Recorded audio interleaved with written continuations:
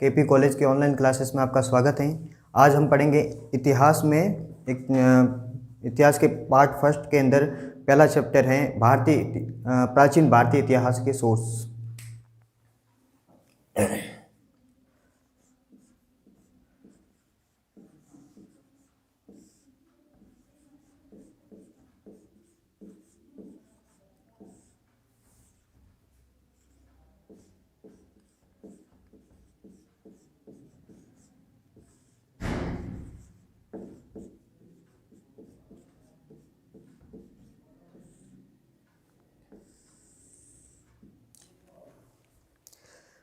इतिहास के सोर्स क्यों पढ़ें? इतिहास के सोर्स क्यों पढ़ें? क्योंकि इतिहास क्या होता है कि कोई घटना है। इतिहास क्या होती है कि कोई प्राचीन काल में कोई घटी हुई घटनाएं होती हैं जो आगे आने वाले समय को प्रभावित करती हैं। तो उन्हीं घटनाओं का कोई साक्ष्य, कोई प्रमाण, उन्हीं को कहते हैं साक्ष्य। इसलिए हम पढ़ते हैं प्राचीन भारतीय इतिहास के सोर्स। प्राचीन भारतीय इतिहास के सोर्स को मोटे रूप में दो भागों में बांटा गया है।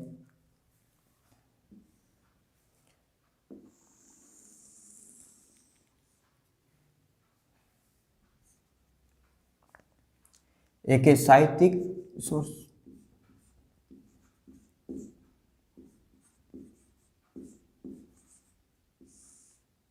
साहित्यिक और एक पुरातात्विक।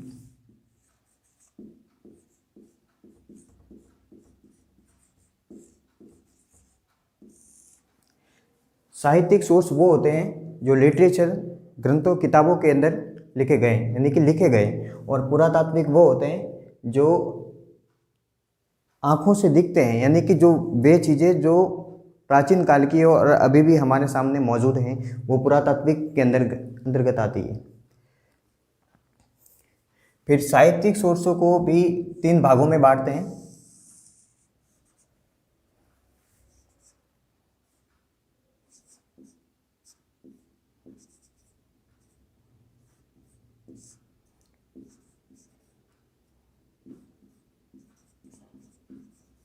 ब्राह्मण साहित्य, लौकिक साहित्य। लौकिक साहित्य को ब्राह्मणेतर साहित्य भी कहते हैं।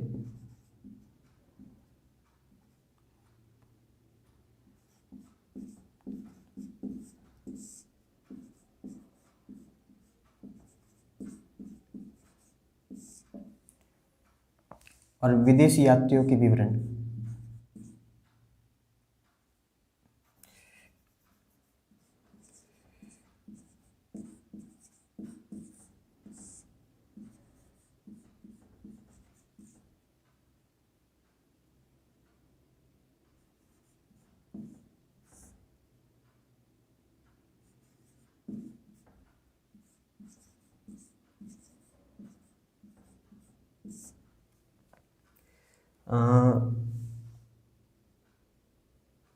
ठीक है।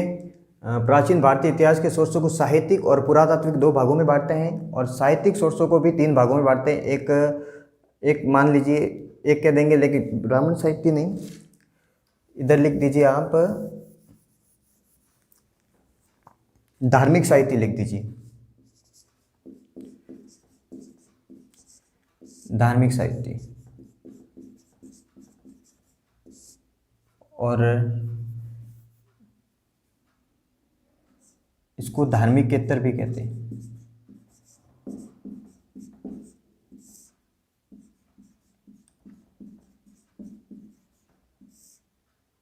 ठीक है, यानी कि जो धर्म ग्रंथों के अंदर ऊपर लिखे गए वो धार्मिक साहित्य के अंतर्गत आएंगे, जैसे वेद, पुराण वगैरह जो आएंगे वो धार्मिक ग्रंथों, और बौद्ध धर्म के ग्रंथ भी इसी के अंतर्गत आएंगे, और जैन धर्म के ग्रंथ भी इसी के अंतर्गत आएंगे। और जो गैर धार्मिक हैं, जो इनसे अलग हैं, जिनमें धर्म की विषय वस्तु कम है, दूसरी थोड़ी ज़्यादा है, तो वो लौकिक साहित्य के अंतर्गत आए। और उस समय कोई प्राचीन काल के अंदर बाहर से भी, यानी कि विदेशों से भी कुछ यात्री आए थे जिन्होंने भारत के अंदर यात्रा की, एक दूसरी जगह से दूसरी जगह पर गए, तो उनके जो यात्रा वृत्तांत हैं वो भी हमें इतिहास के बारे में जानकारी के सोर्स होते हैं। एक बात ये भी देखिए कि इतिहास के प्रमाणों की आवश्यकता क्या होती है, कि हर कोई घटना जो प्राचीन काल में होती है वो कोई इतिहास नहीं होती है। बहुत सारी तथ्य भ्रमित करने के लिए भी होते हैं। जैसे देखिए, आपने एक दृष्टांत सुना होगा महाराणा प्रताप के विषय में, हरे घास की रोटी वन बिलाव ले भाग्यो, छोटो सो अमरियो बिलख पड़ियो। तो उसमें जो छोटो सो अमरियो जो है, वो अमरियो नहीं तो वो अमर सिंह था। वो उस समय उसकी आयु इतनी थी कि वो वन बिलाव से अपनी रक्षा कर सकता था। तो वो एक, हर कोई चीज़ होती है वो इतिहास नहीं होती है, अगर उनके लिए साक्ष्य की जरूरत पड़ती है।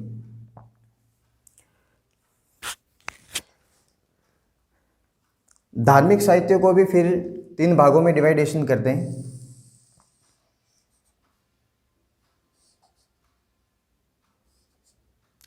धार्मिक साहित्य के अंदर 3 भागों में, एक तो है ब्राह्मण ग्रंथ।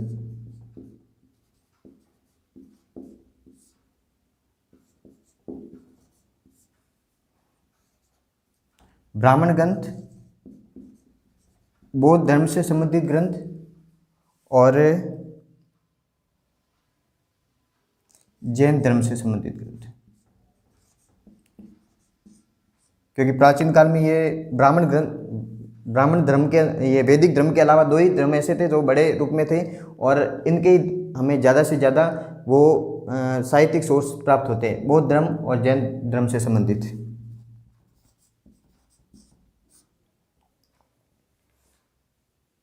ठीक है, अब हम ब्राह्मण ग्रंथों को थोड़े डिटेल में पढ़ते हैं।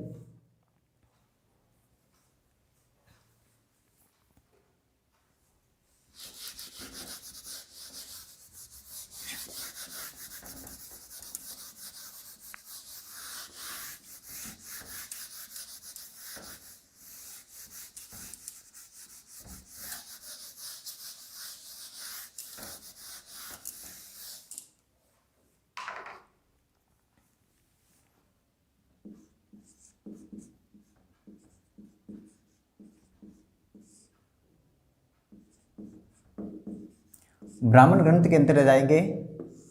देखिए,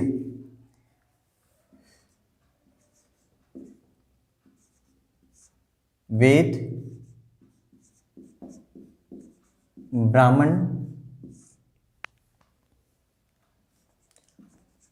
आरण्यक,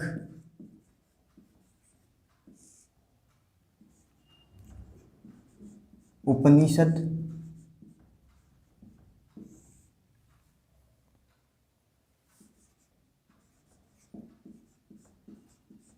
पुराण, महाकाव्य,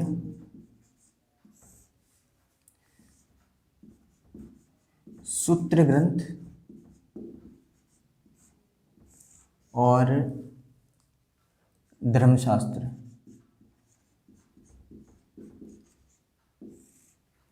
ब्राह्मण ग्रंथों को जब डिवाइडेशन करेंगे तो वेद, उसके अंदर वेद आते हैं, ब्राह्मण आते हैं, आरण्यक आते हैं, उपनिषद आते हैं, पुराण, महाकाव्य, सूत्र ग्रंथ और धर्मशास्त्र। अब वेद को थोड़ा डिटेल में पढ़ते हैं। ब्राह्मण ग्रंथों में वेद 4 है। कितने हैं? 4 वेद। कौन कौन से? एक तो है ऋग्वेद, यजुर्वेद, सामवेद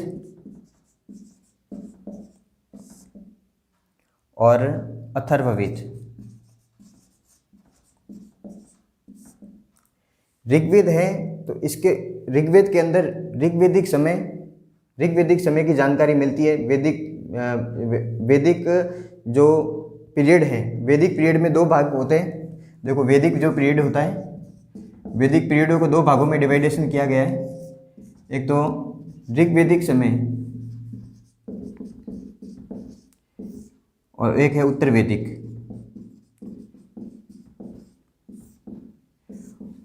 ऋग्वेदिक समय का जिसके विषय में हमारे पास में साहित्यिक सोर्स हैं, उसमें ऋग्वेद को शामिल करते हैं। यजुर्वेद भी उसके बारे में जानकारी देता है, सामवेद में भी कुछ जानकारी मिलती है। और उत्तर वैदिक जो काल है, उत्तर वैदिक काल के विषय में जो इतिहास के जो सोर्स हैं, उसमें अथर्ववेद के अंदर जानकारी मिलती है।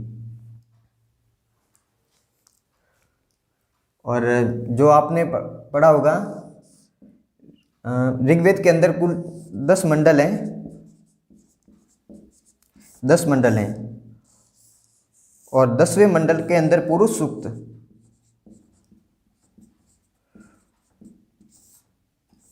पुरुष सूक्त में चारों वर्णों का एक साथ में वर्णन पहली पहली बार मिलता है। चारों वर्ण कौन कौन से? ब्राह्मण, क्षत्रिय, वैश्य और शूद्र, वो ऋग्वेद के अंदर मिलते हैं। बाद में इसके बारे में ज़्यादा से ज़्यादा जानकारी जब हम वैदिक पीरियड पढ़ेंगे तो उसमें हम जानकारी प्राप्त कर लेंगे इसके। अब ब्राह्मण ग्रंथों पर आते हैं।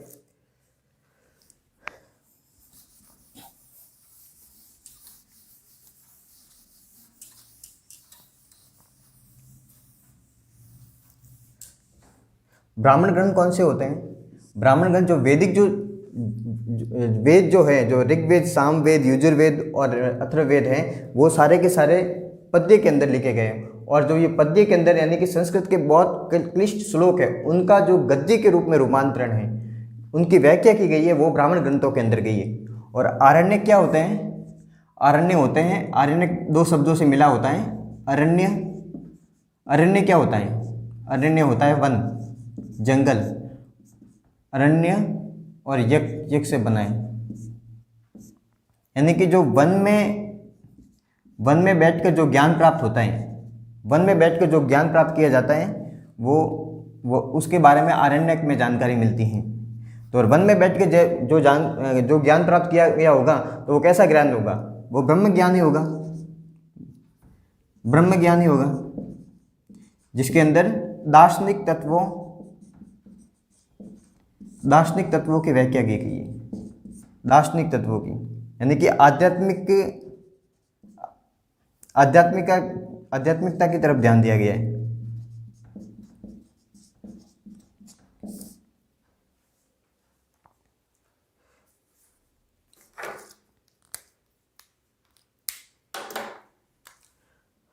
अब देखिए उपनिषद, उप प्लस नी प्लस सद,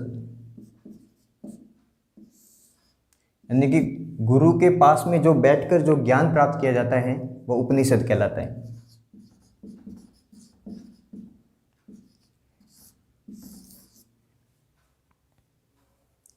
हाँ, तो यहाँ देखिए आप जो दार्शनिक तत्वों यानी कि वैदिक ग्रंथों के अंदर जो दार्शनिक तत्वों जो पहली बार जो जहाँ पर हमें संकेत मिलते हैं वो तो मिलते हैं आरण्यक में, लेकिन एक ज़्यादा रूप में, बहुत रूप में, है ना, वो मिलते हैं उपनिषद के अंदर, है ना। और आरण्यक में थोड़े यज्ञ और प्लस कर्मकांड के विषय में थोड़ा बहुत बताया गया, लेकिन ज़्यादा ये चीज़ें ब्राह्मण ग्रंथों के अंदर हैं। पुराण से भी हमें इतिहास के बारे में जानकारी मिलती है। पुराण में राजवंशों की इतिहास के विद्यार्थियों के लिए, इतिहासकारों के लिए सबसे ज़्यादा इसमें से महत्वपूर्ण है पुराण है। पुराणों के अंदर हमें इतिहास के विषय में सबसे ज़्यादा जानकारी मिलती है। इसमें राजाओं के वंशों के बारे में, ऋषियों के वंशों के बारे में, जो पुराने समय में जो राजा महाराजा होता था अपने आप को सूर्यवंशी, कोई चंद्रवंशी बताता था, तो इसके और चंद्रवंशी बताता, तो इसके विषय में ये कैसे कैसे बताते थे, तो इनमें पुराणों के अंदर वो बताया गया है। पुराणों के विषय में जो इतिहास में जो सोर्सेस है उसके विषय में एक अमरकोश में एक उक्ति मिलती है, सर्गस्य प्रतिसर्गस्य वंशो मनवंतराणि स वंशानुसरितस्यैव पुराणम पंचलक्षण, यानी कि पुराणों के 5 लक्षण हैं। कौन कौन से? अमरकोश में बताए गए हैं।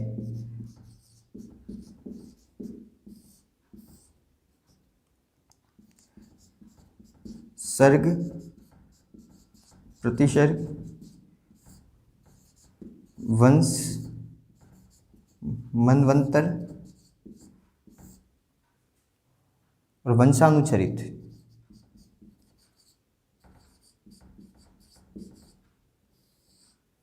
नहीं, सर्ग क्या होता है? सृष्टि यानी कि निर्माण, फिर उसके बाद में प्रलय होता है, फिर ये वंश का मतलब होता है वंश, राजाओं महाराजाओं का, मनवंतर यानी कि युग, एक युग के बाद दूसरे युग पर, वंशानुचरित के राजा और ऋषियों की प्राचीन जो वंशावलियाँ होती है वो वंशानुचरित। महाकाव्य, ब्राह्मण ग्रंथों के अंदर 2 महाकाव्य हैं। एक तो आपने सुना होगा रामायण, घर में पड़ी होगी, और दूसरी है रामायण और महाभारत।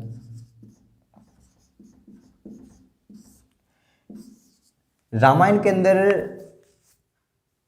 24,000 श्लोक है। 24,000 श्लोक है, इसलिए इसे शतुर्विंशति सहस्त्र संहिता भी कहते हैं।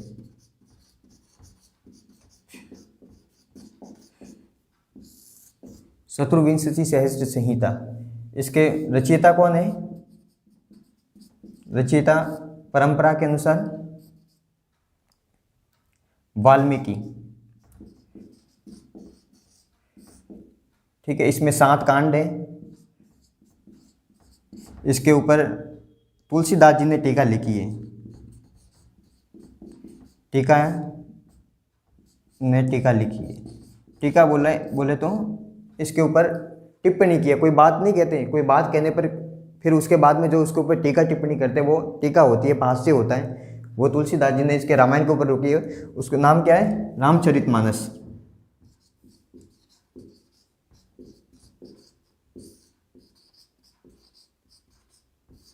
ठीक है,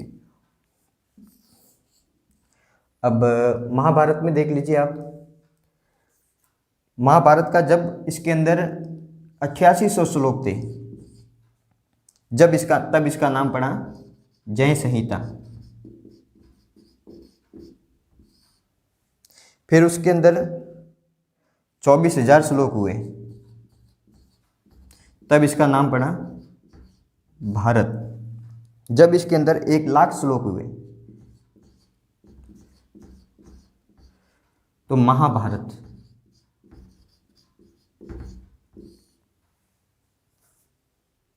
तो इसी के महाकाव्यों के अंदर भी प्राचीन समय की समाज, अर्थव्यवस्था, और समाज कैसा था, अर्थव्यवस्था उस समय कैसी थी, औरतों की स्थिति उस समय कैसी थी, पुरुषों की कैसी थी, क्षत्रियों के अंदर कैसी उनकी समाज में स्थिति थी, जो निम्न वर्ग हैं जिन्हें हम अस्पृश्य कहते हैं, उनकी स्थिति कैसी थी, वैश्यों की स्थिति कैसी थी, व्यापार वाणिज्य कहता था। तो इनके अंदर महाकाव्यों के अंदर जो कहानियाँ होती हैं उनके अंदर उनके बारे में उस समाज के बारे में जानकारी प्राप्त होती है। फिर उनके बाद में जो भी काव्य आते हैं, जो भी ग्रंथ आते हैं, तो उसके बारे में उत्तरोत्तर हमें जानकारी मिलती रहती है कि समाज में कैसे परिवर्तन आए।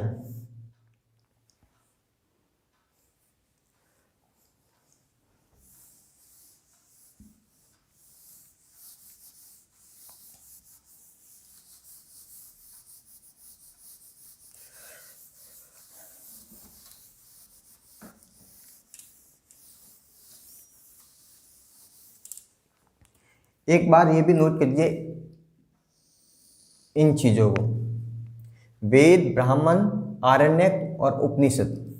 वेद, ब्राह्मण, आरण्यक और उपनिषद, इन चारों को मिलाकर वैदिक साहित्य कहते हैं।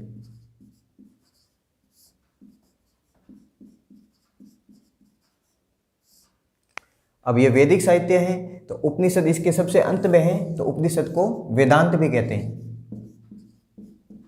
वेदांत यानी कि वैदिक साहित्य का अंतिम भाग।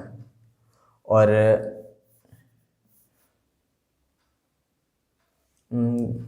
इसके अलावा एक और होता है वेदांग।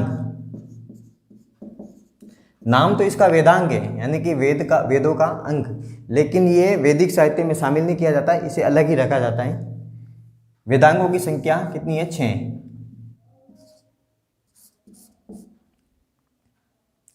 कौन कौन से हैं?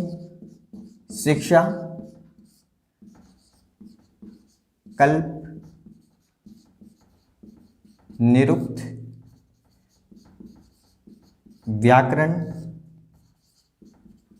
छंद, ज्योतिष। इनके अंदर जो चीज़ें लिखी गई है, जो बातें लिखी गई है, वो इन वैदिक साहित्यों के अंदर से ही लिखी गई है। उनका ही ये विस्तृत रूप है। यानी कि इनके अंदर जो शिक्षा के बारे में जो बातें थी तो वो उसके अंदर है। कल्प जो शब्दों के बारे में बातें थी वो उसके अंदर है। निरुक्त शब्दों की रचना के विषय में जो बातें थी वो निरुक्त के अंदर है। व्याकरण संबंधित इसमें छंद यानी कि पद्यों के अंदर जो बातें थी, पद्य के अंदर जो बातें कही जाती थी वो छंद के अंदर है। और ज्योतिष में है, यानी कि ज्योतिष शास्त्र से जो रिलेटेड जो चीज़ें होती थी वो ज्योतिष में। कल्प के अंदर सूत्र साहित्य आता है। सूत्र साहित्य जो सूत्र ग्रंथ है वही सूत्र साहित्य कितने हैं? स्रोत सूत्र, ग्रह सूत्र,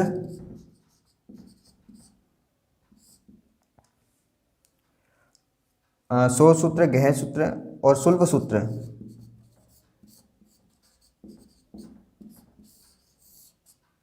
शुल्ब सूत्र क्या होते हैं?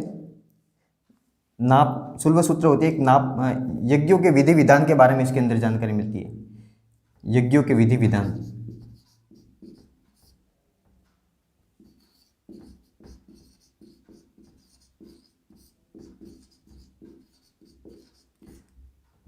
और ठीक है, यानी कि यज्ञों की यज्ञ कितना बड़ा होना चाहिए उसके, यानी कि जो यज्ञ जो होता है उसकी लंबाई चौड़ाई के बारे में सारी जानकारी, जो गणितीय जानकारी होती है वो शुल्ब सूत्र के अंदर मिलती है।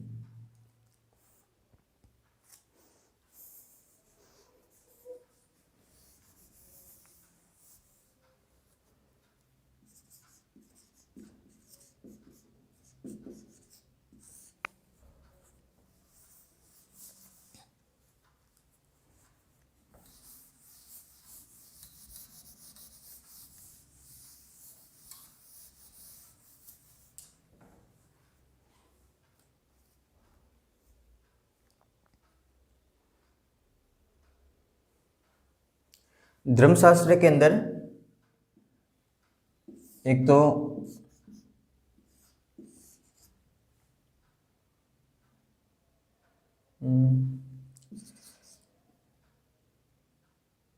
स्मृति आती है।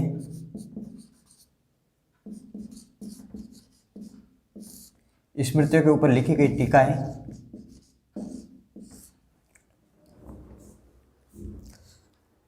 और धर्मसूत्र।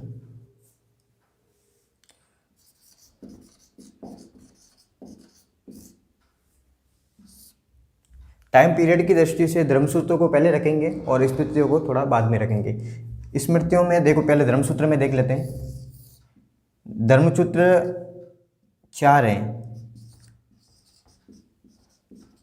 आपस्तंभ, बोधायन,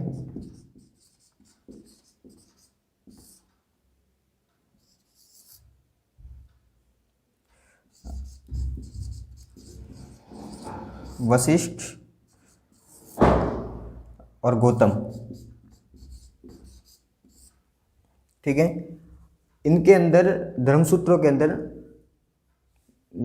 यानी कि प्राचीन समय में पूरे समाज की जो विधि होती है, जो कानून होता है, उनके बारे में नियम लिखे गए।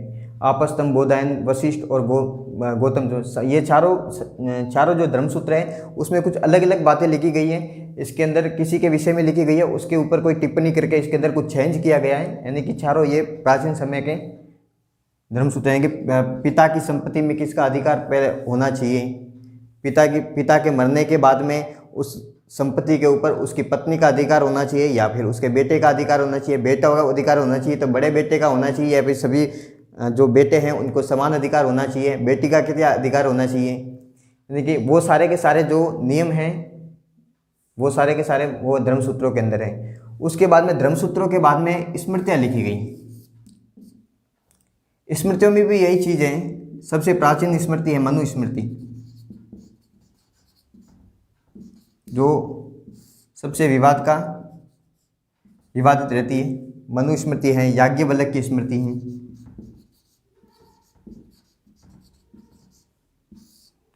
पाराशर,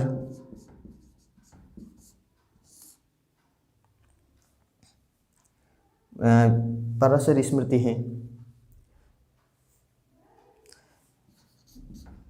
नारद स्मृति है, बृहस्पति स्मृति है और सबसे अंत में देवल स्मृति है। ये जो है वो गुप्तकालीन है।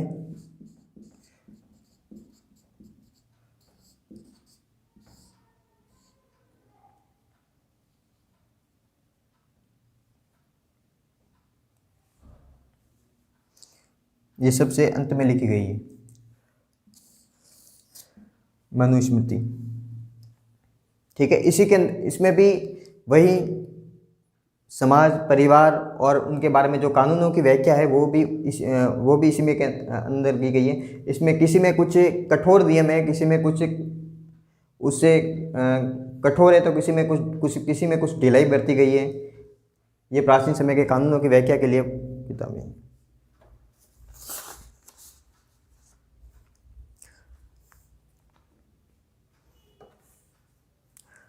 अब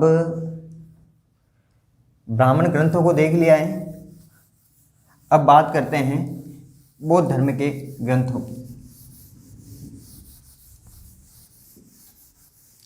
साहित्यिक स्रोतों में हमने तीन भागों में डिवाइडेशन किया था।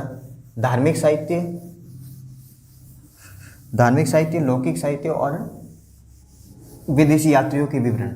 तो धार्मिक स्रोतों के अंदर हमने ब्राह्मण ग्रंथ देख लिए। अब बौद्ध धर्म के ग्रंथ,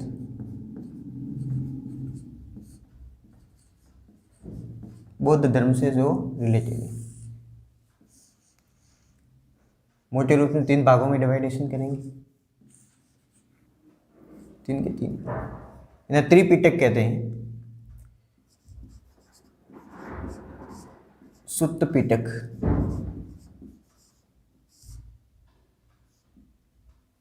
विनय पिटक,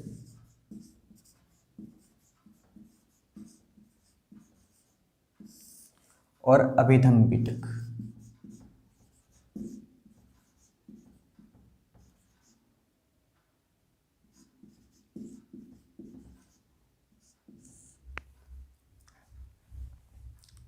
तीनों को शामिल रूप से इनको सुत्त पिटक, विनय पिटक और अभिधम्म पिटक कहते हैं। और जो सुत्त पिटक है, सुत्त पिटक में जो भगवान बुद्ध थे, बुद्ध भगवान की जो मूल जो शिक्षाएं हैं, जो उनके प्रवचन हैं, वो सुत्त पिटक में लिखी गई है।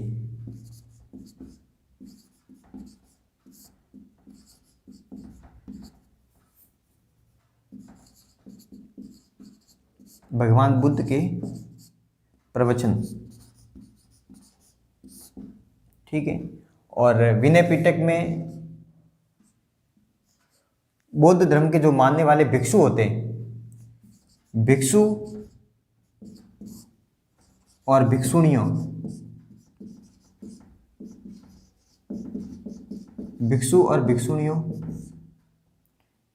के आचार नियम, यानी कि उनको उनकी दिनचर्या कैसी होनी चाहिए, उनको क्या खाना चाहिए, क्या पीना चाहिए, कहाँ जाना चाहिए और कहाँ नहीं जाना चाहिए, यानी कि सारे जो उनके व्यवहार होते हैं, जो आचार नियम होते हैं, वो विनय पिटक के अंदर शामिल करते हैं।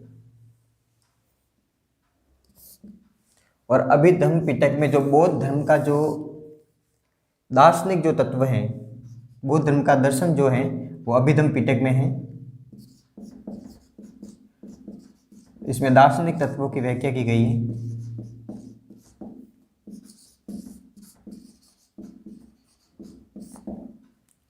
सुत्त पिटक पे वापस 5 भाग होते हैं। कोई सारे के लिखने की जरूरत नहीं है, लेकिन देखिए, दीर्घ निकाय, मध्यम निकाय,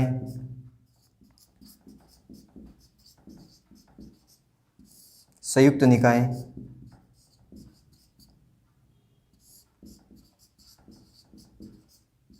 खुद्दक निकाय,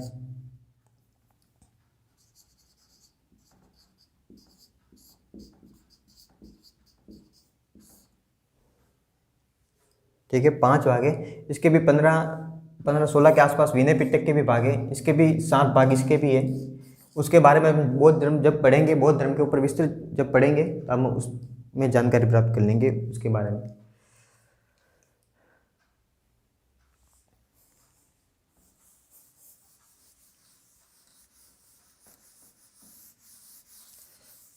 बौद्ध धर्म से ग्रंथ, इन पिटकों के अलावा भी बहुत सारे संस्कृत में लिखे गए, जैसे ललित विस्तार हैं, ललित विस्तार, कथा वस्तु हैं,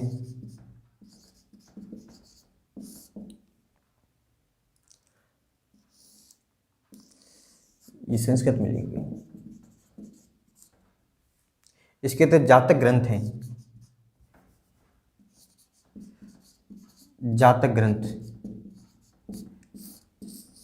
यानी कि भगवान बुद्ध के जन्म से पूर्व की 550 कहानियाँ लिखी गई हैं। यानी कि भगवान बुद्ध जब बुद्ध बने उससे पहले भी जहाँ जहाँ उन्होंने जन्म लिया तो उसमें उसके समाज के बारे में जो जानकारी है वो जातक ग्रंथों में मिलती हैं। 550 कहानियाँ हैं उसमें।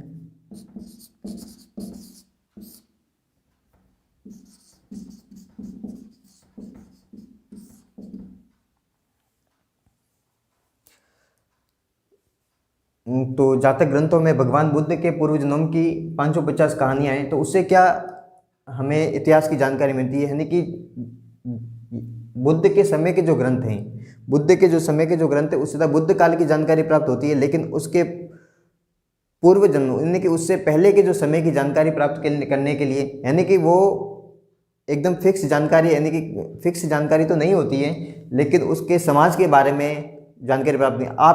आपको ही अगर कुछ कह दिया जाए कि आज से 100 साल पहले का विवरण बताइए, यानी कि आप 100 साल पहले समाज कैसा था, आपका गांव कैसा था, तो आप बताएंगे एक बैलगाड़ी थी, बैलगाड़ी के ऊपर बैलगाड़ी जा रही थी, किसान खेती कर रहा है, या फिर कोई एक परिवार है, गाय दूध दे रही है और उसका बछड़ा उसके पास में है, यानी कि गांव का आप विवरण देंगे सारा का सारा।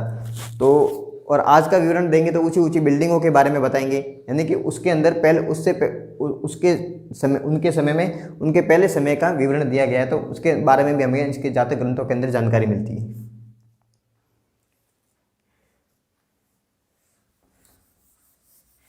तो बौद्ध धर्म के बारे में हमने एक मोटे मोटे रूप में तो जानकारी प्राप्त कर ली है। उसके ज़्यादा जानकारी जब हम बौद्ध धर्म पढ़ेंगे डिटेल के अंदर, उसी में हम देखेंगे।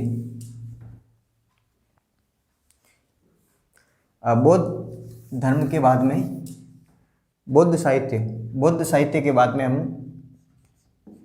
जैन साहित्य से भी हमें पहले की जानकारी मिलती है। जैन साहित्य को 14 पूर्वों में विभाजित थी, लेकिन एक संगीति हुई थी, उस संगीति के अंदर उनको 12 भागों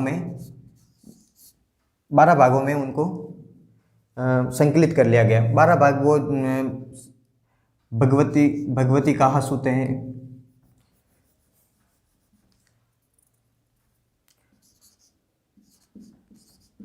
भगवती सूत्र हैं, नायादम कहा सूत्र हैं,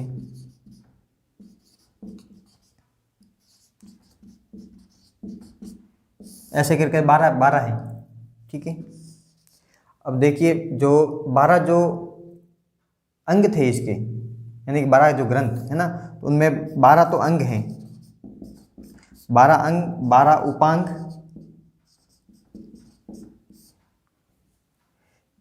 6 छेद सूत्र या छेदी सूत्र, 4 मूल सूत्र और 1 अनुयुक्त द्वार।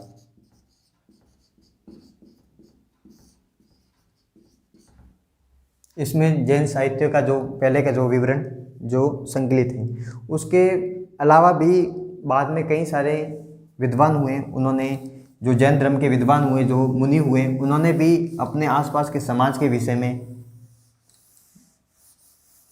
तत्कालीन समाज के विषय में बहुत सारी जानकारी उसके अंदर लिखी, विवरण लिखा। उसके अंदर भद्रबाहु का, उसमें भद्रबाहु है, भद्रबाहु का कल्पसूत्र जो संस्कृत में लिखा गया है, उसके अंदर मौर्य काल की जानकारी मिलती है, मौर्य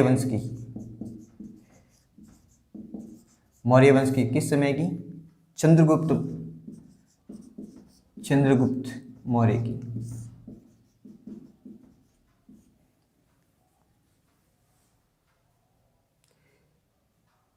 ठीक है, एक हेमचंद्र की है,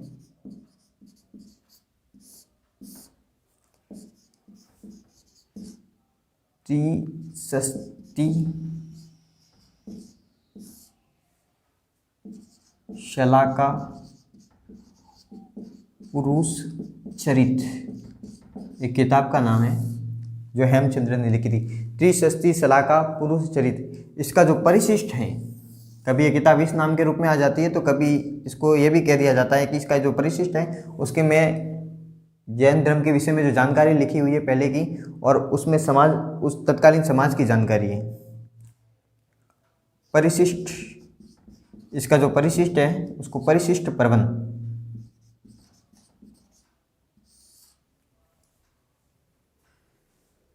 ठीक है।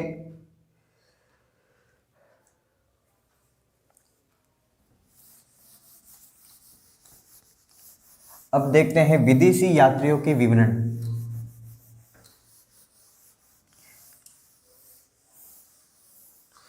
प्राचीन समय में जब विदेशों से यात्री जब भारत में यात्रा करते थे तो उन्होंने भी अपने पुस्तकों के अंदर भारत के विषय में जानकारी लिखी, विदेशी यात्रियों के विवरण।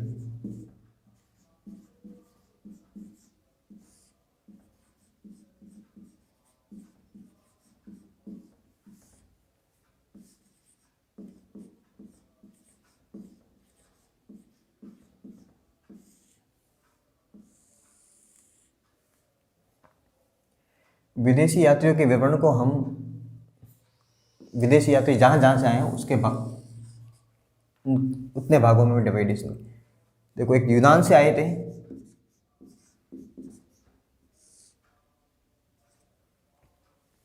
एक चीन से आए थे,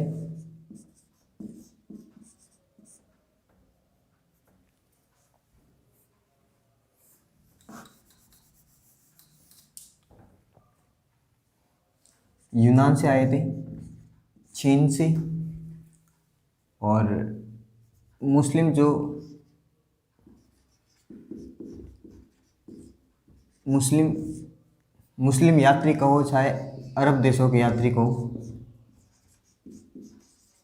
इसके अलावा तिब्बत से भी आए थे, तिब्बत के भी लिख देंगे हम।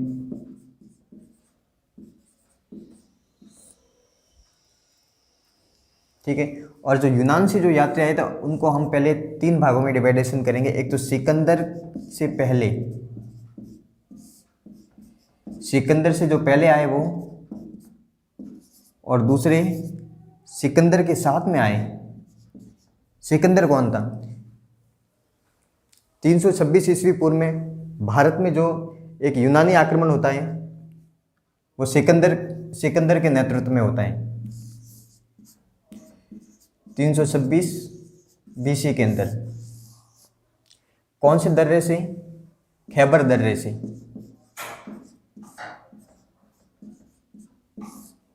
खैबर दर्रे से सिकंदर का आक्रमण होता है। तो उससे पहले कुछ यात्री आए थे भारत घूमने के लिए, उसके साथ में आए और उसके बाद में आए। तो उसके हिसाब से हम उसको, जो यूनान से जो आने वाले जो यात्री थे उनको 3 भागों में अंदर हम डिवाइडेशन करेंगे।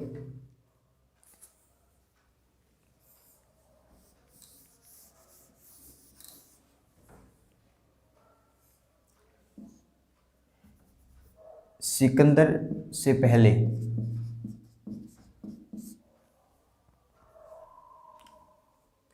सिकंदर से पहले आने वाले यात्रियों के अंदर पहला नाम हम लिख देंगे हम स्काईलैक्स।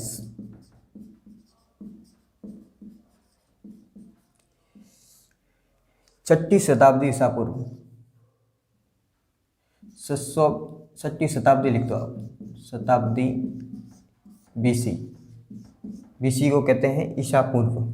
ठीक है, अब ये स्काईलैक्स ही वो व्यक्ति था जो भारत की भूमि के ऊपर सबसे पहले, वो यूनानी व्यक्ति था जिसने भारत की भूमि के ऊपर कदम रखा। ये दारा का सेनापति था, यूनानी था, लेकिन ईरान से जो एक आक्रमण हुआ था उसका ये सेनापति था। ठीक है, इसके बाद में है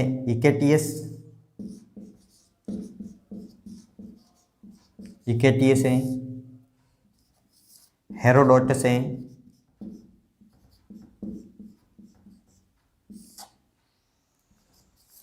और एक है टेसियस जो था वो ईरान का राजवेद था।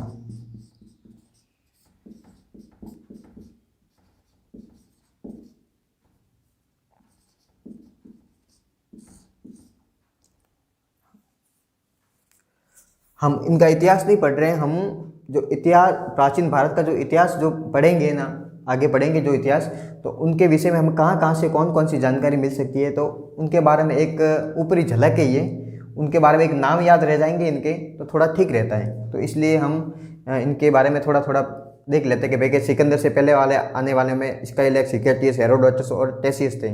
फिर इसके साथ में जो आने वाले थे, साथ में 3 लोग आए, उनके नाम हैं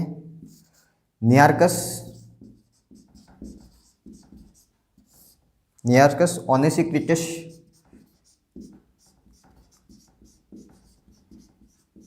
क्रिटस और एरिस्टोबुलस।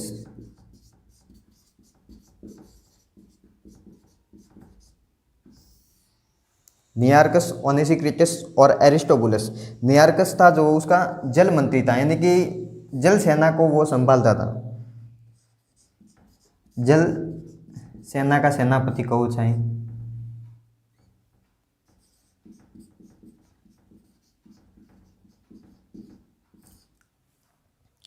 ओनेसिक्रिटस था, तो इसने सिंधु नदी, बोले तो ये एक किताब लिखी उस समय के जो युद्ध हुए उसके बारे में, हिस्ट्री ऑफ वार।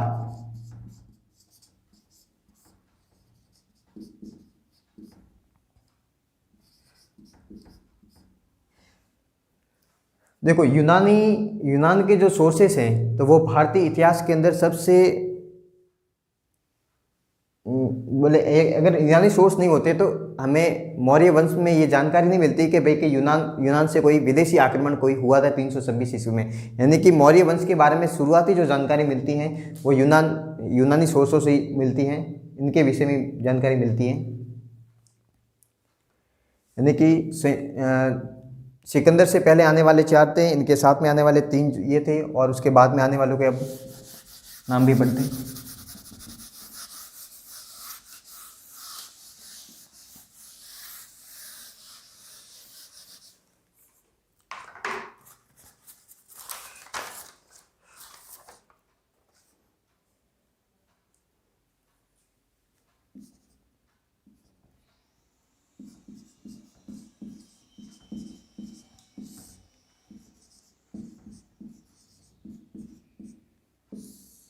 एक तो है मेगास्थनीस,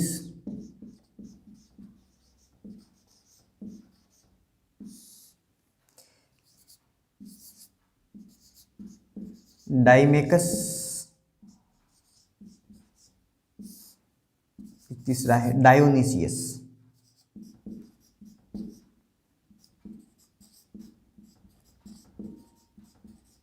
ये 3 थी।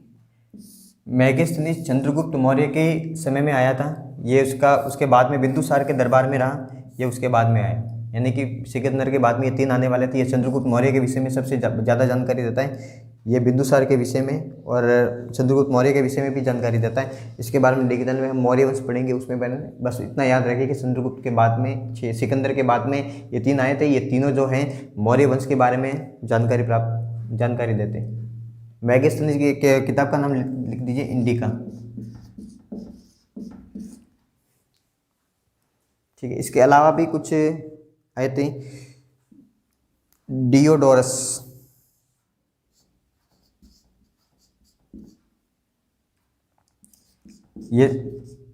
ये तो थे सारे यूनानी, और इनमें कुछ इटली से, वेनिस से वगैरह वहाँ से भी थे। डियोडोरस, प्लिनी है, स्ट्रेबो हैं, डियोडोरस, प्लिनी, स्ट्रेबो, जस्टिन। इनके ग्रंथों के अंदर में भी हमें भारत के इतिहास के विषय में जानकारी मिलती है। प्लिनी की ज्योग्राफी है किताब का नाम।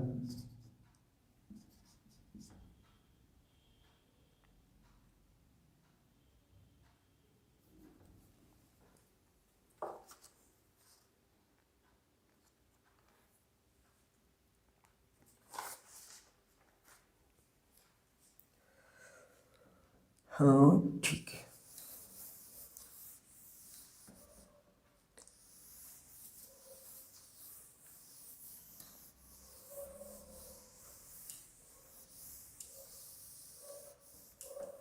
यूनान के इतिहासकार हो गए। अब चीन के,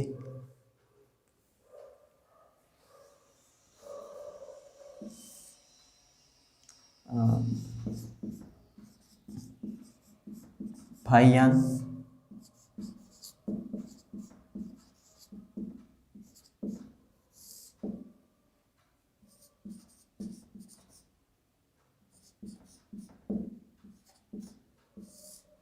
फाहियान, सुंगयुंग, हेनसांग, इत्सिंग,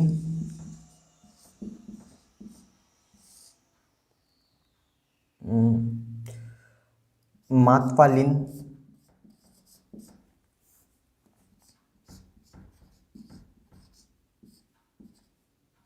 अलग अलग लिखते हैं इसे, मातफालिन। एक है छाओजू कुआ,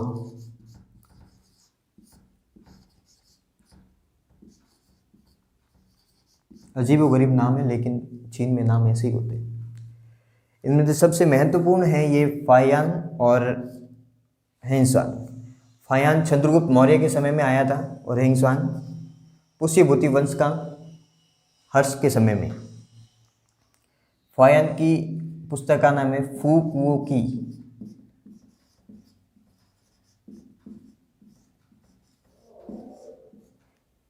और जो हेनसांग की जो पुस्तक है उसका नाम है सी यू की। इसके अलावा एक और भी यात्री आया था जो राजा के दरबार में, वेंग वेनसे।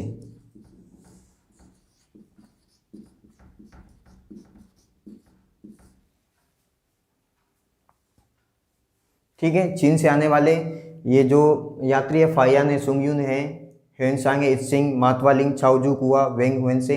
इनमें जो फाहियान है और हेनसांग ये ज़्यादा महत्वपूर्ण है, और वेंग वेनसे ये राजा हर्ष के दरबार में आने वाले जो राजदूत कह सकते हैं इसे।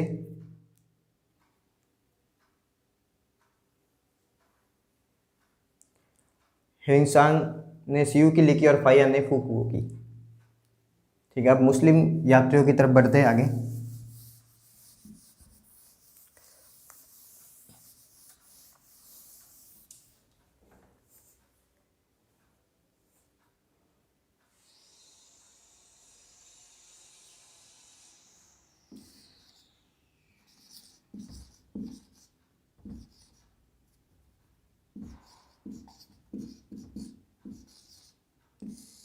इब्न खुर्दाब,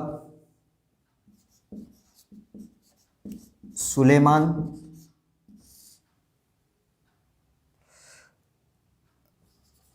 अल मसूदी और अल बरूनी।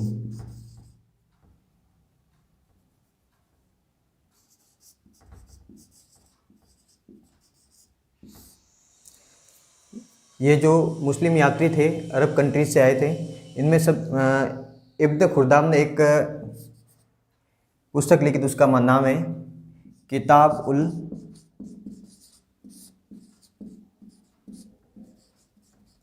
मसालिक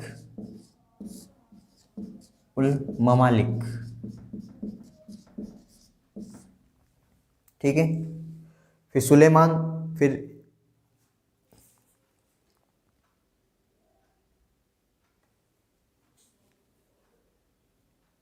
इसकी पुस्तक का नाम है सिलसिलातुल तवारिक। सिलसिलातुल तवारिक। तवारिक का मतलब होता है तारीख, यानी कि उसके बारे में तारीख, किताब वगैरह उसके बारे में डिटेल। इसने भी लिख दी थी मजरूल जहाब, मजरूल जहाब। और सबसे ज़्यादा जो फेमस हैं वो अल बरूनी है। किताब उल हिंद, इसकी पुस्तक का नाम है किताब उल हिंद, किताब उल हिंद। इसे तहकीक हिंद भी कहते हैं।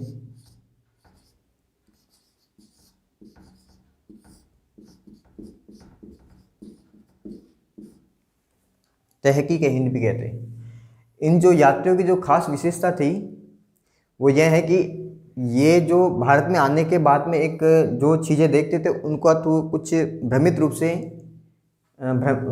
उनका विवरण लिखते थे, जो उनकी जो जो यहाँ अलग रूप से दिखती थी उनको, यानी कि जो यहाँ ये जहाँ से आए थे तो उस उनको परिदृश्य में रखकर यहाँ की चीज़ों को वो देखने की चेष्टा करते थे।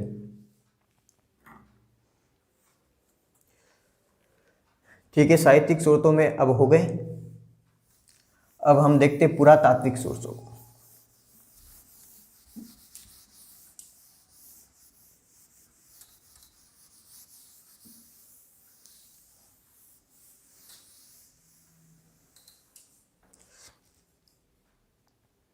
देखिए, साहित्यिक सोर्सों की कुछ सीमाएं होती है। साहित्यिक सोर्सों में कुछ अतिरंजना हो सकती है, यानी कि जो किसी राजा का कोई इतिहासकार होता है, कोई दरबारी होता है, वो उस राजा के बारे में बड़ा चढ़ा कर लिख सकता है।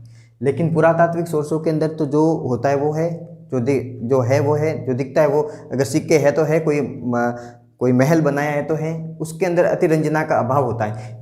और दूसरी बात ये भी होती है कि साहित्यिक सोर्स की एक सीमा होती है कि वो कई मौन हो जाते हैं, यानी कि सबके बारे में वो डिटेल नहीं दे पाते।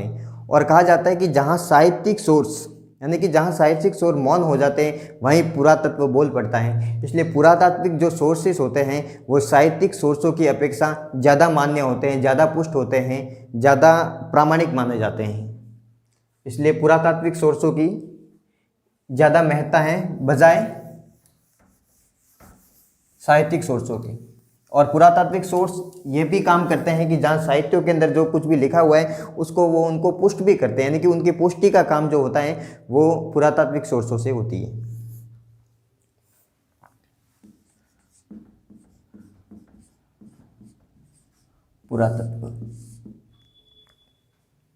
पुरातत्व या पुरातत्व के स्रोत, पुरातात्विक स्रोत लिख दो।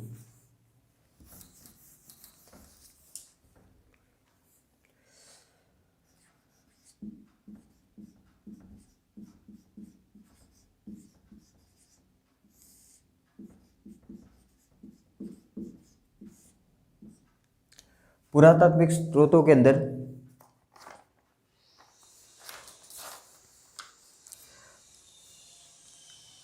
क्या क्या आते हैं?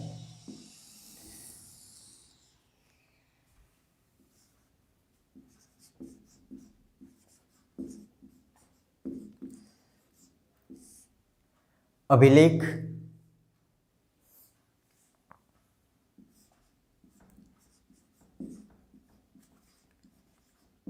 सिक्के,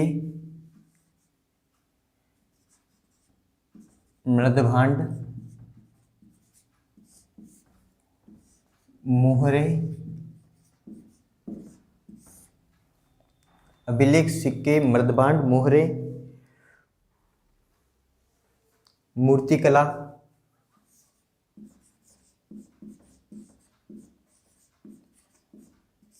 और स्थापत्य।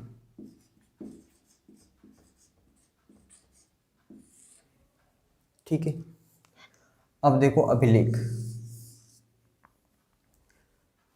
अभिलेखों के जो अध्ययन होता है, अभिलेखों की जो स्टडी होती है, अध्ययन होता है, उसे कहते हैं एपिग्राफी।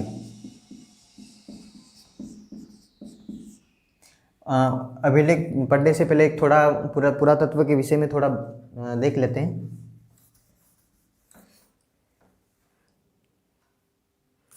ठीक है, देखो पुरातात्विक जो सोर्सेज होते हैं, कहीं खुदाई होती है तो उसके बारे में जानकारी कैसे प्राप्त होती है। देखिए,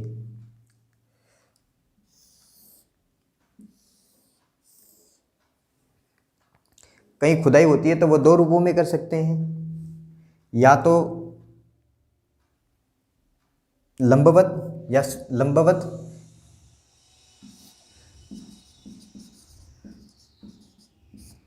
या क्षैतिज रूप में।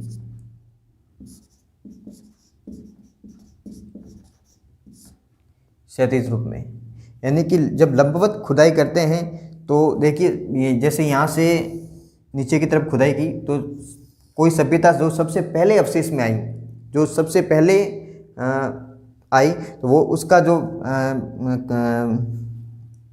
उसके जो अवशेष है वो सबसे नीचे की तरफ मिलेंगे। उसके बाद में जो सभ्यता आई उसका, उसके बाद में जो सभ्यता है उसके ऊपर मिलेगी, उसके बाद में ऐसे करके वो स्तर होते हैं। और लेकिन जब से जो सबसे नवीन जो सभ्यता होती है उसके अवशेष सबसे ऊपर की तरफ होते हैं। ठीक है, जैसे मान लो पाषाण काल ही देख लो।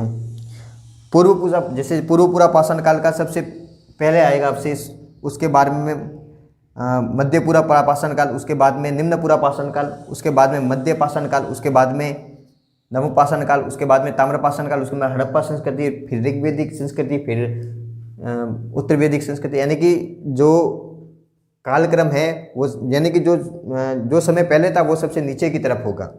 ये तो लंबवत खुदाई के समय हमें उसके कालक्रम के बारे में पता लगता है। और ये मिट्टी की, यानी कि वो सभ्यता कितने वर्षों तक जीवित रही, कितने वर्षों तक मौजूद रही। और मिट्टी की ऐसे जो चौड़ाई होती है ना, ये वाली नाप के हम, ये नाप के भी हम निकालते हैं। जो क्षैतिज चौड़ाई, क्या क्षैतिज जो खुदाई होती है, क्षैतिज खुदाई से हम उस सभ्यता का कितनी विस्तृत थी वो सभ्यता, वो संस्कृति कितनी विस्तृत थी, कितने भूभाग को घेरे हुए थी, वो क्षैतिज खुदाई से हमें पता लगता है।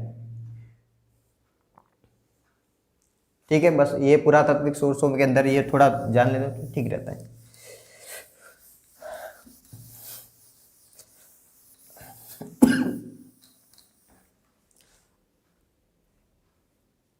अभिलेख, अभिलेखों के अध्ययन को एपिग्राफी कहते हैं। एपिग्राफी, अभिलेखों का अध्ययन।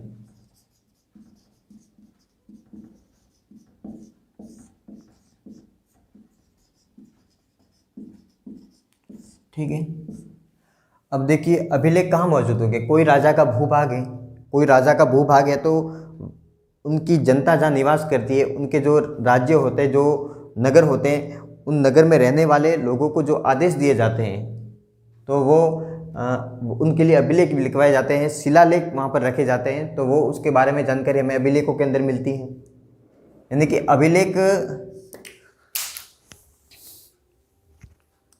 अभिलेख जो होते हैं वो साहित्यिक सोर्स से ज़्यादा प्रामाणिक माने जाते हैं। क्योंकि साहित्यिक सोर्सों के अंदर तो अतिरंजना भी हो सकती है। किसी राजा के बारे में बढ़िया दरबारी कवि उसको अपनी प्रतिष्ठा के लिए थोड़ा राजा के सामने अपने को अच्छा बताने के लिए थोड़ा बढ़िया लिख सकता है। लेकिन अभिलेखों के अंदर तो जो है वो है, यानी कि जो परिवर्तन करके नहीं लिखाया जा सकता। इसलिए अभिलेख थोड़ा साहित्यिक सोर्स से जो ज़्यादा प्रामाणिक माने जाते हैं। अब देखो कुछ अभिलेखों का अध्ययन, हम अभिलेखों के बारे में जानते हैं। एक रुद्रताम्र का जूनागढ़ अभिलेख है।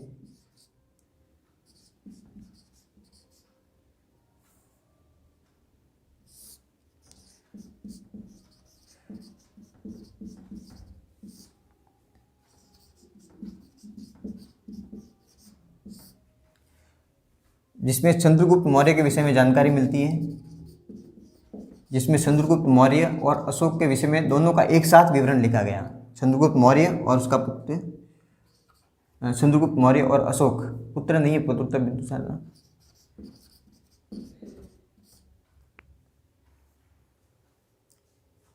एक और अभिलेख देखते हैं, एक भी गरुड़ स्तंभ अभिलेख।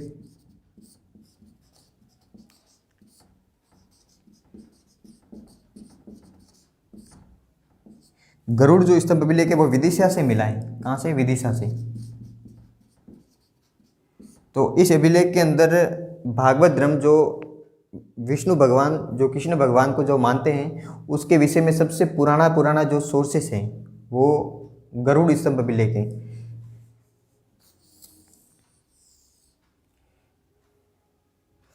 एक यूनानी जो राजा था, एक एंटीओलकीडस,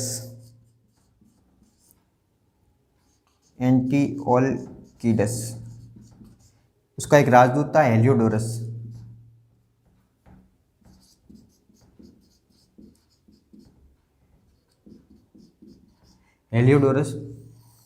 वो शुंग शासन के काल में अंदर, यानी कि मौर्य काल के बाद में भारत में यात्रा करता है। तो उस समय उसने ये स्तंभ स्थापित करवाया था। उसने भागवत की उपाधि धारण कर थी हेलियोडोरस ने। वो इस अभिलेख के अंदर लिखा गया है।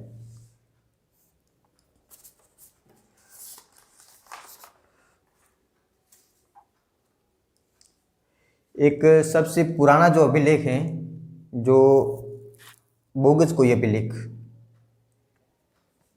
जो ऋग्वेदिक सभ्यता के बारे में मध्य एशिया से मिला है और ऋग्वेदिक जो संस्कृति है, सभ्यता है, उसके बारे में हमें जानकारी प्रदान करता है। देखिए 1400 BC का है, 1400 ईस्वी पूर्व में। पहला जो है बोगस कोई अभिलेख,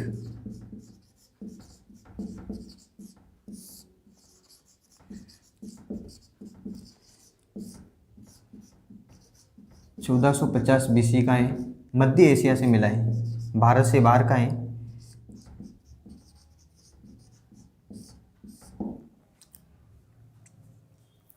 इसके अंदर 4 ऋग्वेदिक देवताओं के नाम मिलते हैं। तो हमें पता लगता है कि जो ऋग्वेदिक जो आर्य लोग जो वो बाहर से आए थे। कैसे पता लगे? क्योंकि मध्य एशिया में ऐसा अभिलेख मिलता है जिसमें ऋग्वेदिक समय के 4 देवताओं के नाम मिलते हैं, यानी कि बाहर से कैसे मिलता है? तो लोग वहाँ से आए थे, आर्य बाहर से आए थे, तो इस विषय में ये भी एक साक्ष्य के रूप में लिया जाता है। एक तो इंद्र, वरुण, मित्र और नातस्य, 4 देवताओं का नाम मिलता है।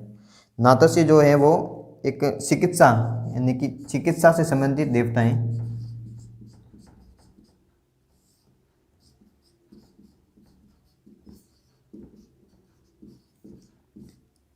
चिकित्सा से संबंधित नहीं, कुल मिलाकर जो अभिलेख जो है वो साहित्यिक सोच से थोड़ा अच्छे माने जाते हैं। तो देखो अब ये बोगस को अभिलेख मिला जो इतने सालों के बाद भी वहाँ कोई नष्ट हुआ नहीं, और इन देवताओं के बारे में हमको जानकारी मिल गई, और हम थोड़ा इतिहास के बारे में और जानकारी प्राप्त हुई इस अभिलेख से।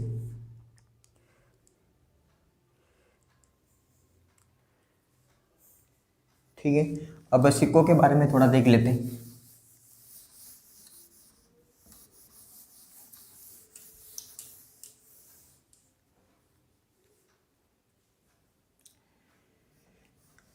सिक्कों के जो अध्ययन होता है, सिक्कों के अध्ययन को न्यूमिस्मेटिक कहते हैं।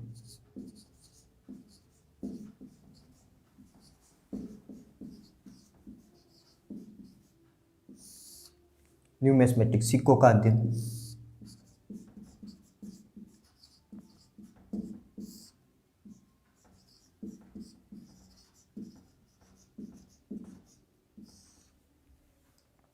ठीक है, और सिक्के हमें इतिहास के बारे में क्या जानकारी देते हैं? यानी कि किसी सिक्के के ऊपर किसी राजा का वीणा बजाते हुए कोई चित्र है, तो उससे पता लगेगा कि वो राजा, उस राजा की संगीत कार्यक्रम के अंदर रुचि थी, संगीत के अंदर रुचि थी, कि राजा की रुचि के अंदर। और मान लीजिए अभिलेख और सिक्कों से हमें, यानी कि दोनों को मिलाकर हम तुलना करेंगे, यानी कि कोई अभिलेख जिस स्थान से मिला है, कोई अभिलेख जिस स्थान से मिला है, तो वो क्षेत्र उस राजा के अधिकार क्षेत्र के अंदर या प्रभाव क्षेत्र के अंदर मान लिया जाता है। लेकिन अगर सिक्के किसी स्थान से मिले हैं, तो वो क्षेत्र उस राजा के अधिकार क्षेत्र में या प्रभाव क्षेत्र में नहीं माना जाएगा, क्योंकि सिक्के व्यापार वाणिज्य का हिस्सा होते हैं, यानी कि लेन देन का हिस्सा होते हैं। तो सिक्के एक स्थान से दूसरे स्थान पर, एक राज्य से दूसरे राज्य के अंदर जा सकते हैं लेन देन के माध्यम से। तो सिक्कों से हमें अलग प्रकार की जानकारी मिलती है, और अभिलेखों के माध्यम से हमें कुछ अलग जानकारी मिलती है। तो ये सिक्कों का जो अध्ययन किया जाता है वो न्यूमिस्मेटिक के नाम से जाना जाता है। इनमें सबसे ज़्यादा अध्ययन किया है परमेश्वरी लाल गुप्त। परमेश्वरी लाल गुप्त, इनकी पुस्तक है भारतीय सिक्के।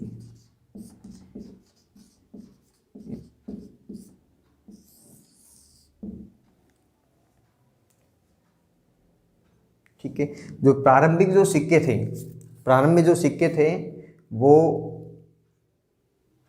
मिट्टी के बनाए जाते थे, यानी कि मिट्टी के बनाए जाते थे, और फिर उसके बाद में कुछ धातुओं के बनाए जाने लगे। तो प्रारंभिक सिक्के तो उनके नाम थे आहत सिक्के।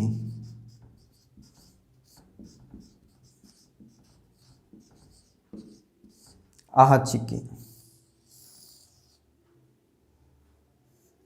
इनको पंचमार्क सिक्के भी कहते हैं।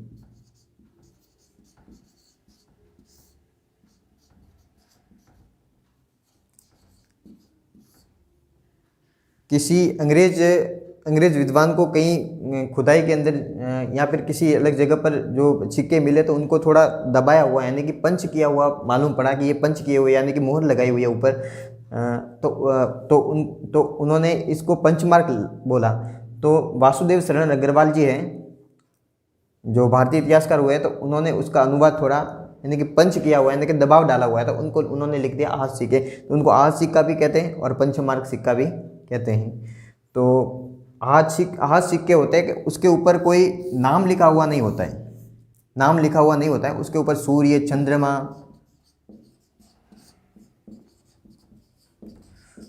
चंद्रमा, और कोई उनके जो देवी देवता होते थे उनका ऊपर वो मोर चिन्ह जैसे वो लगा हुआ होता था। फिर उसके बाद में सोने के, चांदी के, किसी शासक ने टिन के भी सिक्के चलाए। देखो अब सोने के सिक्के कनिष्क ने, कुषाणों ने चलाए सबसे ज़्यादा। थोड़ा बीच में लिख लेते, वही लिख देते।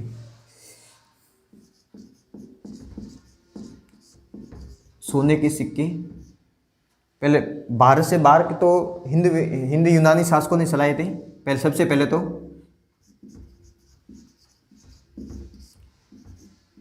तो हिंद यूनानी शासकों ने,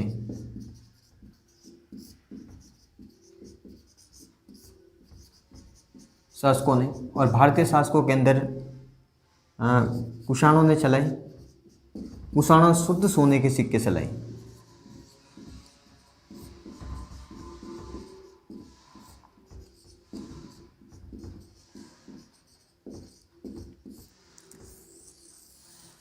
कुषाणों ने शुद्ध सोने के सिक्के चलाए।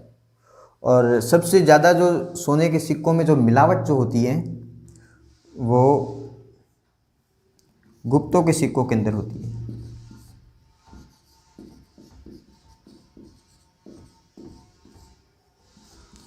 और वो भी स्कंदगुप्त के समय। स्कंदगुप्त के अंदर सबसे ज़्यादा मिलावट होती है। चांदी के भी सिक्के चले, तांबे के चले, टिन के भी सिक्के चले। टिन के सिक्के चलाए थे सातवाहनों ने।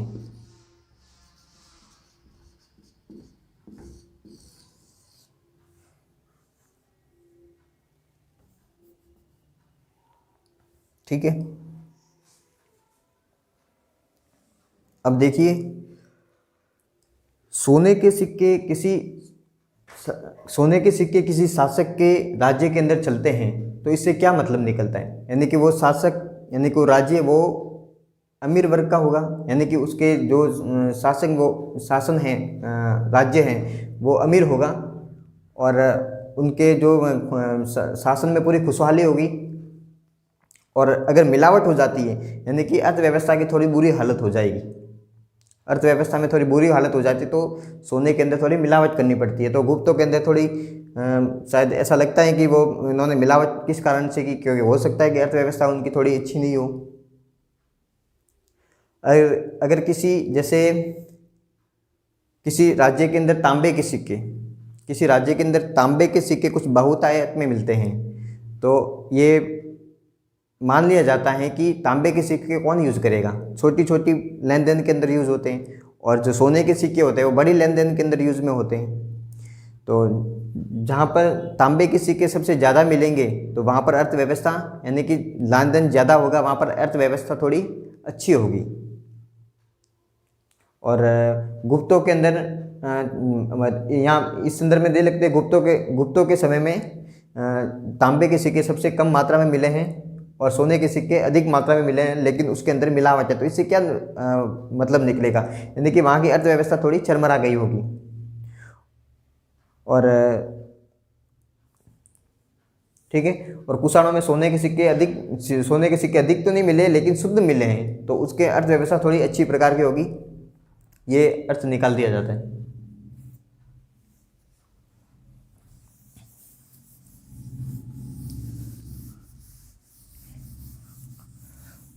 और जहाँ पर सिक्के ही बहुत कम मात्रा में मिले, जहाँ पर सिक्के ही बहुत कम मात्रा में मिले तो वहाँ क्या होगा, सिक्के ही बहुत कम मात्रा में मिले तो वहाँ क्या होगा कि देखो ये कोई राज्य है और राज्य के अंदर सिक्के बहुत कम मात्रा में मिलते हैं, यानी कि सिक्के कम मात्रा में मिलेंगे तो लेन देन बंद हो जाएगा। लेन देन तो शुरू होगा लेकिन वस्तु व्यापार से होगा, वस्तुओं के लेन देन से होगा। यानी कि एक राज्य की चीज़, नहीं एक क्षेत्र की चीज़ दूसरे क्षेत्र में पैसे के माध्यम से ही जाएगी। यानी कि जो सिक्कों अगर वहाँ पर व्यापार होगा कि सिक्कों के माध्यम से होगा तो सिक्कों के माध्यम से होता है तो ही वो अर्थव्यवस्था थोड़ी अच्छी मानी जाती है। और अगर देखिए किसी राज्य के अंदर फिर आत्मनिर्भर व्यवस्था हो जाती है, यानी कि वस्तु विनिमय के माध्यम से व्यापार होता है तो वो व्यवस्था आत्मनिर्भर हो जाती है। यानी कि किसी गांव के अंदर कोई दर्जी होता है, कोई सोनार होता है, कोई कृषक होता है, कोई कुम्हार होता है, तो सब कुम्हार को कपड़ा चाहिए तो किसी के सेठ के पास से ले लेता है और कुम्हार उसको मटका बना के देता है। सोनार के पास से कोई चीज़ चाहिए तो उसको कुछ कुम्हार मटके बना कर दे देता होगा। ऐसे करके आत्मनिर्भर व्यवस्था होती है तो वहाँ वस्तुओं का लेन देन थोड़ा कम हो जाता है तो वो अर्थव्यवस्था थोड़ी कमज़ोर मानी जाती है, यानी कि वस्तुओं का व्यापार बाहर नहीं होता है।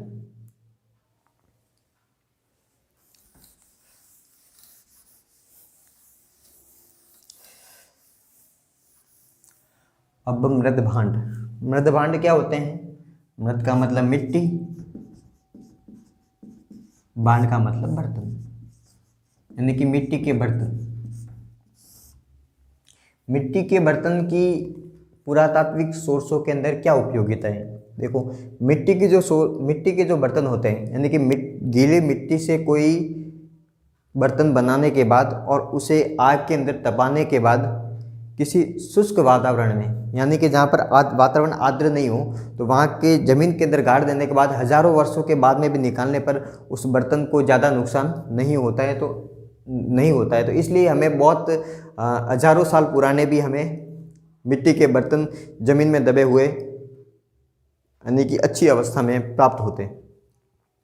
तो उनकी बनावटों के आधार पर, उनके ऊपर किए गए चित्र, उनको बनाने के तरीके के आधार पर कुछ बर्तन बिना चाक के भी बनाए जाते थे। सबसे पहले जब चाक का आविष्कार नहीं हुआ था तो कुछ चाक के माध्यम से बनाए गए थे, और चाक में भी कुछ तेज़ गति से घूमने वाले चाक से, कुछ धीमी गति से चलने वाले चाक से।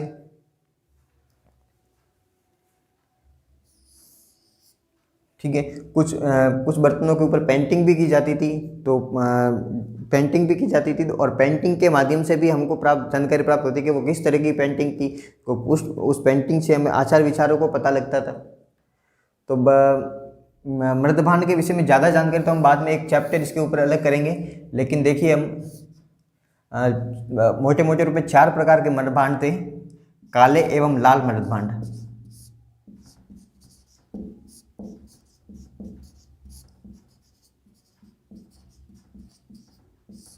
गेरुए रंग के मृदभांड,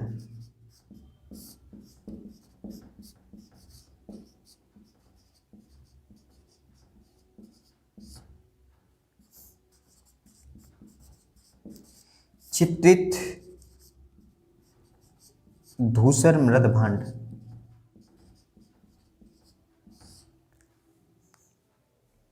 और चमकीले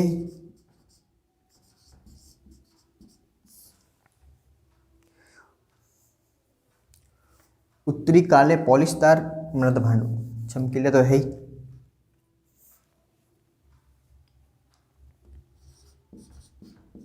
सभी जगह मिले, लेकिन पहली बार जब भारत के उत्तरी भाग में मिले थे तो इसका नाम उत्तरी दे दिया था, तब से वो उत्तरी ही है। उत्तरी काले पॉलिशदार, यानी कि पॉलिश किए हुए।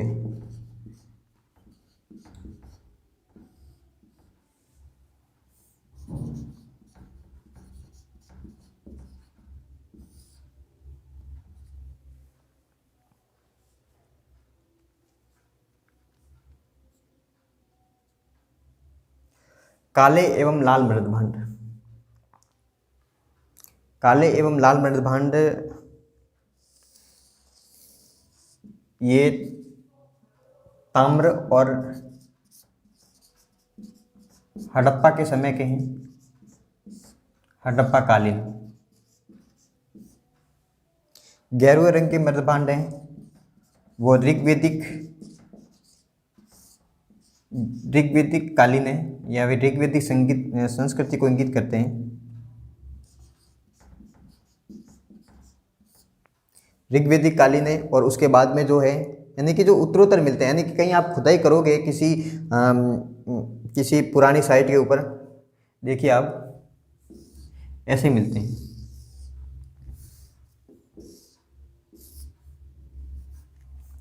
सबसे नीचे की तरफ जैसे काले एवं लाल मृदभांड मिलेंगे, यानी कि जो हड़प्पा और ताम्रपाषाण काल जो सबसे पहले था, तो सबसे नीचे की तरफ ये वाले मृदभांड मिलेंगे। अब ये देखो, ये वाले ऋग्वेदिक थे तो ये उत्तर वैदिक है, पहले ये लिख देते फिर वो समझते हैं।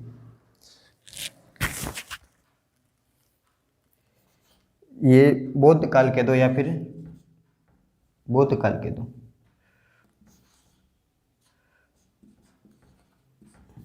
बौद्ध काल या महाजनपद काल, जो भी,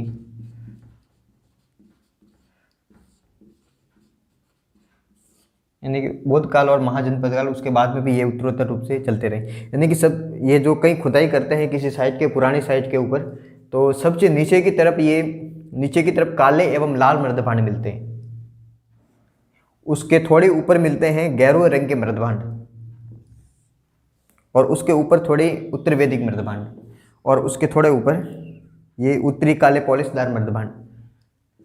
यानी कि जो मृदभांड हैं वो भी कालक्रम को निश्चित करने के लिए एक आधार का काम करते हैं। यानी कि उसके बाद में ये सभ्यता आई, उसके बाद में ये सभ्यता आई। तो कहीं जैसे हमें पता लगा कि काले एवं लाल मृदभांड कहीं मिलते हैं, तो उसके बाद पास में तांबे की सामग्री मिलती है, हड़प्पा की सामग्री मिलती है, तो कहीं भी हम खुदाई करते और काले एवं लाल मृदभांड तो मिले, लेकिन तांबे की या ताम्रपाषाण काल की या फिर हड़प्पा काल की कोई दूसरी चीज़ नहीं मिलती है, तो भी हम मान लेते हैं कि ये भाई ये उस काल की ये साइट है। गेरुए रंग मृदभांड जो ऋग्वेदिक कालीन सभ्यता को इंगित करता है। छित्रित दूसरे जो मृदभांड हैं, मिट्टी के जो बर्तन हैं, उत्तर वैदिक कालीन है। और भी इसके ऊपर ज़्यादा डिटेल किसी एक दिन अलग से क्लास लेंगे, क्योंकि ये चैप्टर मृदभांड वाला सबसे बड़ा ये भी बड़ा चैप्टर है इन चारों के ऊपर। उत्तरी काले पॉलिशदार मृदभांड बौद्ध काल है, उसके अंदर है। ठीक है, अब मोहरों के ऊपर आते हैं। मोहरे,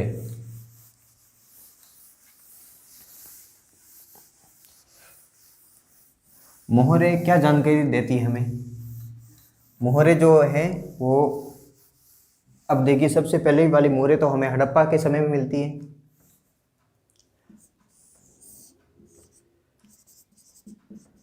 हड़प्पा सिंधु घाटी सभ्यता के आसपास।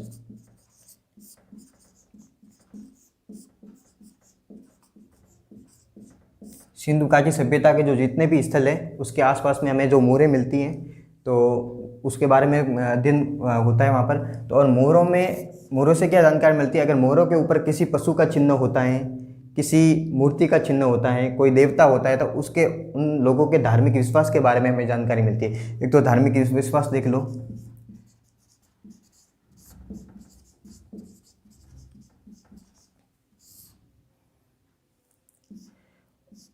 और कहीं पर देवता का चिन्ह भी मिलता है।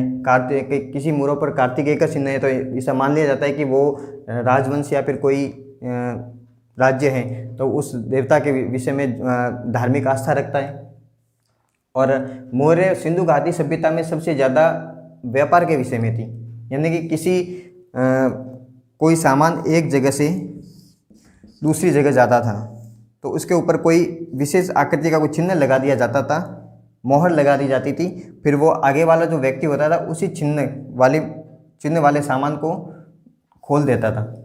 यानी कि वो उसी मोहर को, यानी कि वो जो मोहर है वो व्यापारिक उद्देश्य के लिए होती थी, व्यापारिक जानकारी प्राप्त होती थी उससे। ठीक है, अब मूर्ति कला को देख लेते हैं।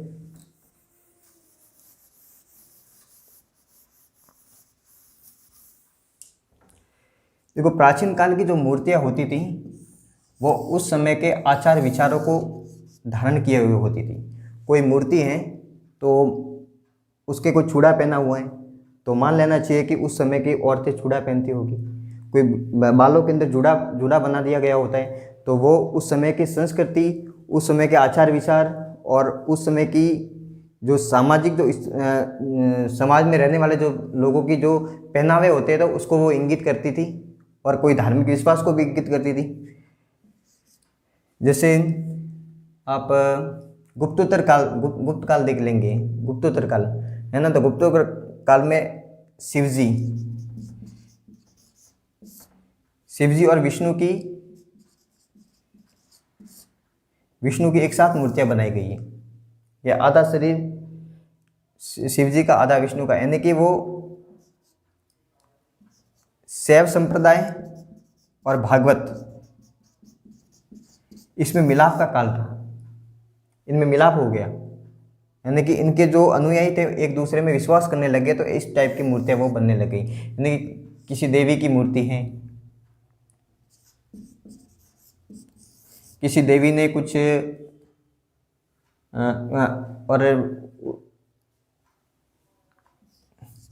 यानी कि प्राचीन समय की कोई मूर्तियाँ होती तो हमें पूरा का पूरा ऐसा आभास नहीं होता है, लेकिन जैसे किसी देवी के हाथ में किताब है, हंस पर बैठी है, और तो वो हम मान लेंगे तो वो सरस्वती है। यानी कि उसी के आधार पर हम पुरानी चीज़ों को हमें ऐसे जानकारी प्राप्त हम मूर्तियों के माध्यम से होते हैं, और उसके मूर्तियों की बनावट के आधार पर मूर्तियों ने क्या पहना है और मूर्तियों के नीचे जो अभिलेख लिखे हुए होते हैं, कई बार मूर्तियों के नीचे अभिलेख लिखे हुए होते हैं, उनसे भी हमें जानकारी प्राप्त हो। और स्थापत्य से भी हम अब स्थापत्य के बारे में देख लेते हैं।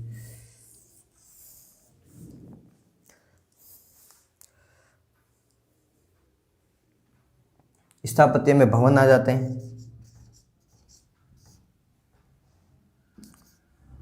पुराने जो खंडहर होते हैं,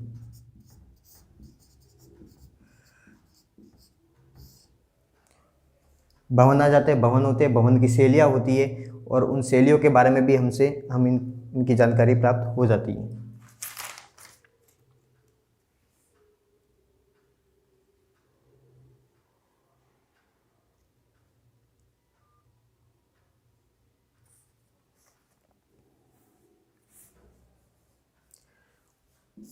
भवन, पुराने खंडहर, और किसी चीज़ की बनावट है, देख लीजिए, ठीक है। स्थापत्य के अंदर भवन, पुराने खंडहर वगैरह वो शामिल होते हैं। इस प्रकार से हम प्राचीन भारतीय इतिहास के सोर्सों के अंदर हमने सारी जानकारी प्राप्त कर ली है, साहित्यिक सोर्स और पुरातात्विक सोर्स। अब ठीक है, अब इसके अलावा और भी कुछ जानना है आपको तो कॉलेज आइए, या फिर कॉलेज के नंबर पर कांटेक्ट कीजिए, और कोई क्वारी हो तो फ़ोन कीजिए, ठीक है। और केपी कॉलेज में